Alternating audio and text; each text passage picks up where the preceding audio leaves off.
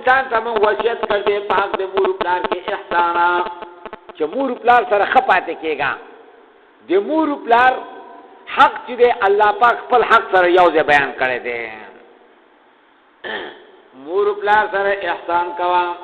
حملته امه قرحا پګېډه کې اوچت کړی دی دې بچی لره مورو په تکلیفه ګېډه کې نه همیاشتې ګرځول هغې ته خو سوچ وکړه که نه نه همیاشتې په ګېډه ووضعته قرحا بیا د ده پیدا کېدل په تکلیفه وحمله وفصاله 30 شهرا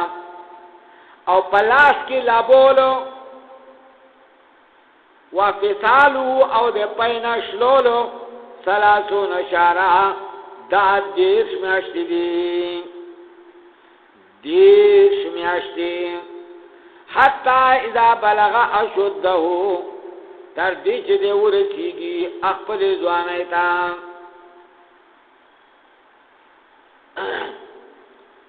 وبلغ 40 سنه او بیا ورسیږي 40 کالو ته قال دی وی ربي اوزعني الله ما تا توفیق را کې همت چې زستا شکر ادا کم هغه چې تا په ما باندې کړی دی والا والدیا او د خپل مور پلار وان اعمل صالحا خکارو کما ترضاه چې دې له پسند کای مفسرین وی دا آیات په حق ته ابوبکر صدیق کې نازل دي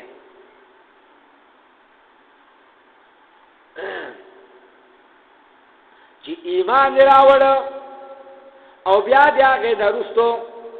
دا دعاګانې کولې چې الله پاک مال توفیق راکړي چې زه خپل مور او پلار ما خدمت وکما ځکه چې څنګه ما سره تکلیف کړو الله پاک چې زه خدمت وکما او هغه دې پر دعاګانې انشکر لی او دا رنګي الله وی ربي ادول ربي اوزعني ان اشكر نعمتك التي انعمت علي وعلى والدي زما په مور پلار باندې په توحید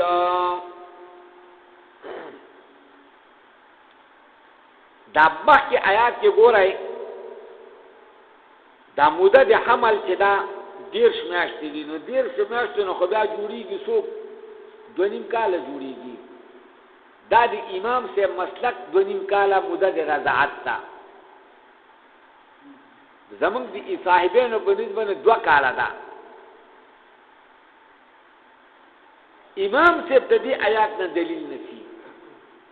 چې دا 2.5 کاله ده څنګه حمله وفصاله 30 شهرا 10 میاشتې شولې صاحبین د دې نه جواب داسې کوي چې حمله وفصاله حمل نمراده یعنی اغا کم موده د حمل په جېړه کې وفصاله او دارنګې بیا شلول د پيونا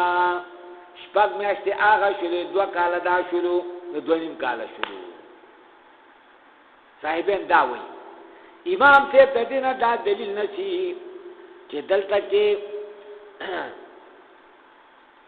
یعنی امام سے پنځ باندې 10 میاشتې شولې صاحبانو پنځ باندې 2 کال دي نو ځکه مخکې چې نو سورتونو کې چې راغلي سورته بقره کې راغلي 2 کال راغلي البته کې حولین کاملین راغلي حولین کاملین دته کې 2.5 کال دي نو صاحبین د دې نه دا دلیل نشي واصلح لي في ذريتي الله پاک زما اولاد نیک کی انی تبت الیک چتا ترجو کوم او انی من المسلمین الله غاړه خودن کړه امام اولئک الذین الله ودا کسان نتقبل عنهم ما قبول کړه دونه خاغه جدو عمل کړ دې ونتجاوز عن سیئاتهم دی جما پکم ددو بدای فی اصحاب الجنه جنتیان دی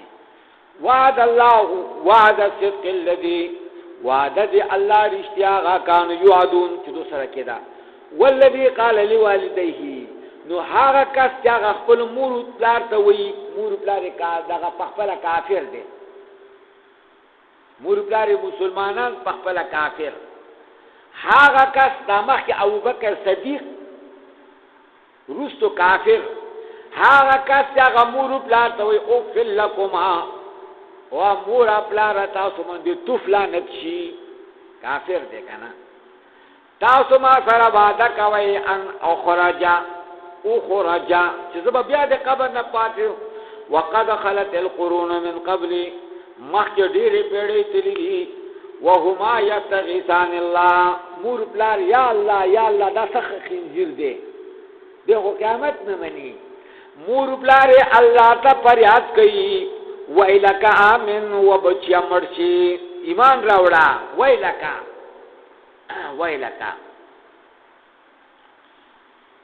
دا حالو معنی هم ویلک دی دا رته خو ویلک هلاک شي تعالو نه کوي پوښو کنه دا مسلمانانو داغه پورځای ته وکړه ویلک پورځای پکې لا ګولا ان وعد الله حق وعد الله حق دا فيقول ما هذا الا ساتر الاولين دا بچي وي ندی دا مانګار دې مخکانو خلقو خبرې دي قیامت کوم دې کړي الله ودا کسان حق عليهم القول ثابت شوی دې په دوه باندې حکم دی عذاب فی اممنا فبارد هغه امتونو کې چې تیر شوی دي مخکې دا دونه هغه جنات و انسانان انهم كانوا خاسرین